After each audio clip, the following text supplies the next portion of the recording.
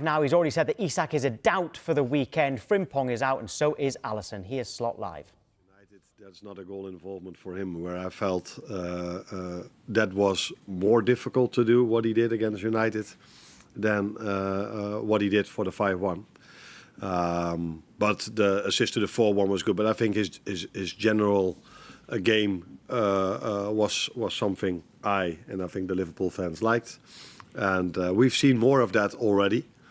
But as always, if you lose a game of football and you do the same things then when you win it, then the focus is on the negative things. And if you win a game of football with 5-1 because you scored 2 set pieces, then all of a sudden everybody is talking about the few good attacks we had during the game. And I said many times against United and against Frankfurt, from open play we generated the same amount of chances. But the difference was that we didn't concede a set piece, but we scored 2 set pieces. When you're trying to gel the side, though, when you've had the signings that you've had come in, how difficult is it to then settle on what you would say is your best starting lineup? And I suppose where does Mo figure in respect to that, given the way his season's gone so far? It's not only about the new signings and that changes things. I think it's about having a lot of very good players. So what is your best lineup? I think a lot of things go into that.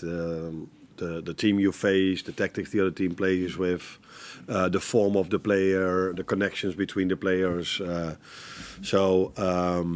I think if you look at all the big clubs in the world, they all have more than 11 players that can play a game.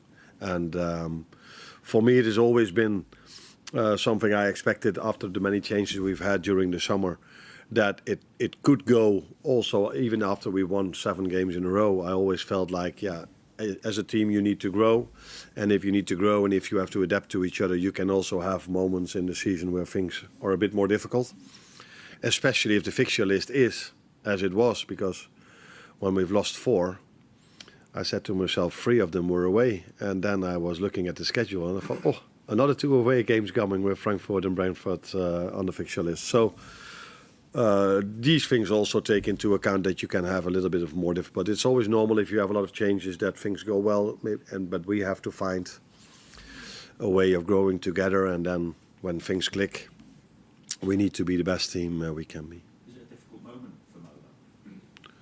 I think it's been a difficult moment for all of us. No one is used to losing. For all the players that played here for so many years. And even for the new players as well, because we started this season with 7 wins. So you start to lose once, that's a difficult moment for everyone. But let alone if you lose twice, 3 or 4 times.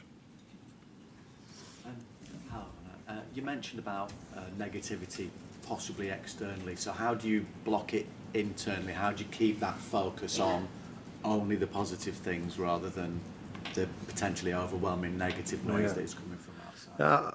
I don't think I would use the words negativity, but what I mean with that is that there is more focus on, let's say, the second half against Frankfurt. I think everybody said, what a control, they just keep ball possession.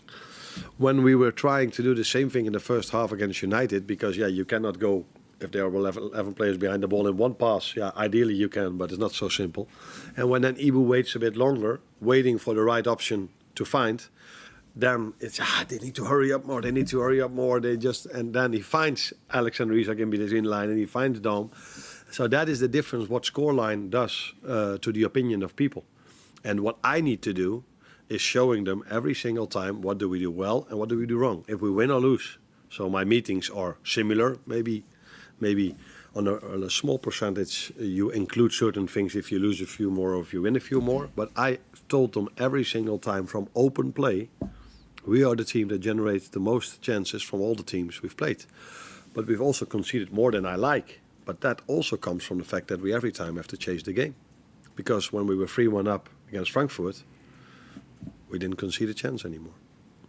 So these are things I try to tell them, as well as I try to tell them that the main difference between this season and last season is the playing styles we face. So I've looked in when we were a few days off, I've looked at the fact how many lone balls we already had to defend, 178 in 7 games. And then United came and we had to defend 59 lone balls.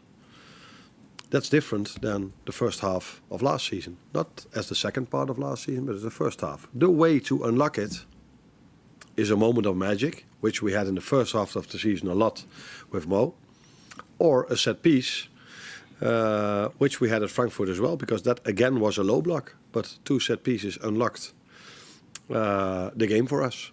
So this is what I try to explain to them, and when I tried to explain this in the media, what I tried to do after the game, it was actually more of a compliment for the other manager that he found the right answer to our playing style. But I think, if I'm correct, if you inform me correct, that wasn't how people looked at it.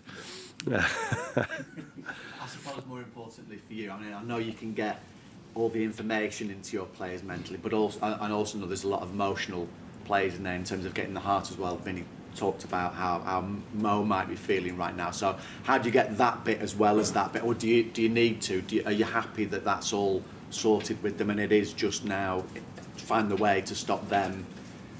These are one of the things that you maybe you have different conversation with your players if you lost 4 times and if you won 4 times. So if you then go into the game into the 5th one, the focus might be on we need to win, we need to win, we need to win. Yes, that's definitely what I would like us to do. But there's a way how you win games of football and focus on that. And so you do have conversations about if you won 4 times in a row, other things can be the challenge. That players think, we don't have to run that much anymore because we are so good. So that was last year the challenge. And if you lose a few times, then you need to keep telling them that they are on the right track.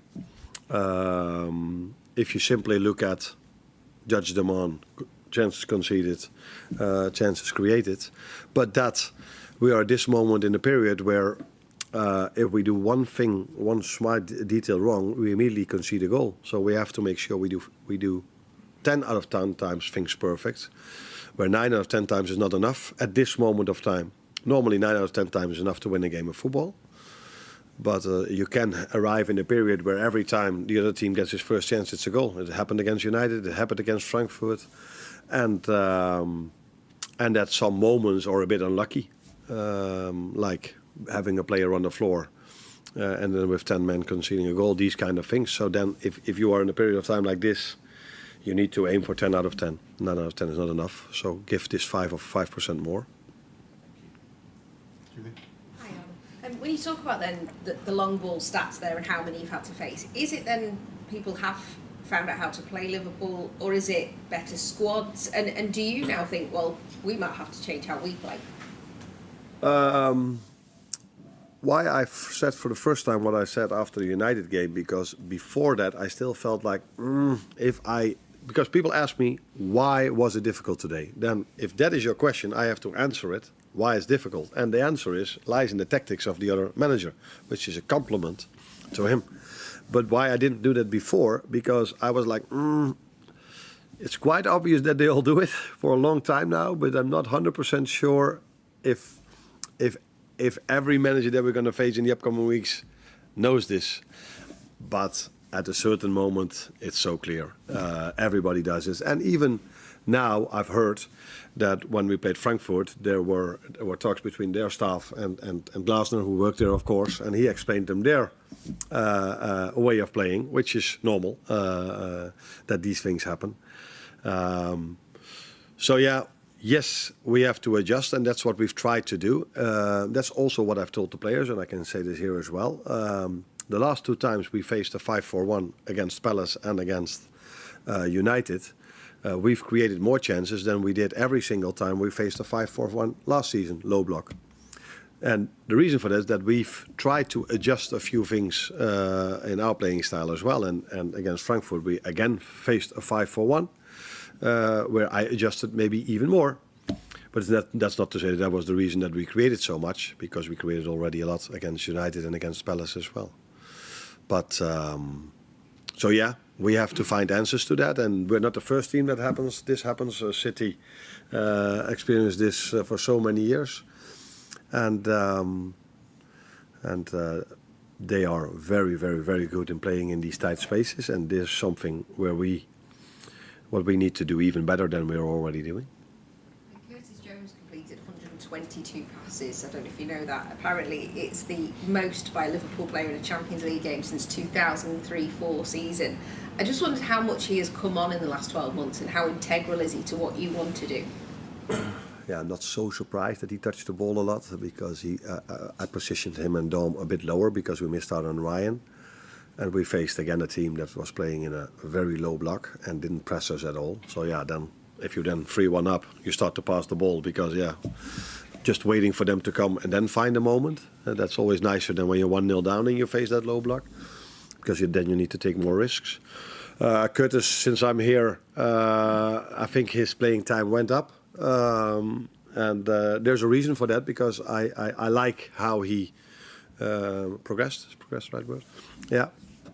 But still, with him, and the same questions you can ask about every player, he's in competition with 5 to 6 very good midfielders. And but it's good to see that he played a good game against Frankfurt, definitely. Carl? Just to go back to Mo, he's obviously coming under a bit of scrutiny at the moment just because of his current form. But as you said, he's getting the chances. So how do you explain the imbalance between the chances he's getting and the return he's getting? How do I explain that? Yeah, I mean, it's not like he's not having the chances. He's just probably not either having not a bit of luck or he's just probably not having a little bit of sharpness. I don't know if that's sharpness or not. It's so difficult for me to say why this is. I could come up with a few reasons, which I'm not sure if that is the reason. But I think in general in football, players miss chances. And Mo is a human being as well. So we're not used to him missing chances, let alone a few games in a row. But these things can happen. What could have to do with, I have no clue if it does, but I could come up with it's easier maybe to finish a chance if you're 3-1 up than if you're 1-0 down. But maybe that's completely not true for him, but good. But I think the main thing is that Mo has always scored his goal for our club. And the last thing I worry about is Mo starting to score goals again, because that's what he done his whole life. And that's what I expect him to do in the upcoming weeks and months for our club as well. Obviously down that right side, there's probably been more changes this season. I think you had 3 different right backs you played this season, and obviously the personnel changes. Do you think that has had any sort of impact on the game he plays? Could. Not particular, maybe the right fullback. Could, by the way, because he's maybe his whole Liverpool career he played with Trent. Maybe, yeah. So it could. But like you just said, I think he's been in promising positions often enough for him to score goals. But maybe with Trent even more, I don't know. But I think in general, for every player, if you have quite a few changes in your squad during the summer, then everyone needs to find new connections again, and that goes normally like this a little bit. And Mo is not an exception to this because he's also a human being like all the others. So it might have something to do with that. But yeah, like you've seen now again, that in an ideal world you play every single time with the same team. That's not realistic for a team that plays every 3 days. But even if you would want to, it wasn't possible because Jeremy Frimpong has been in and out with injuries a few times. Conor Bradley has been in and out with injuries.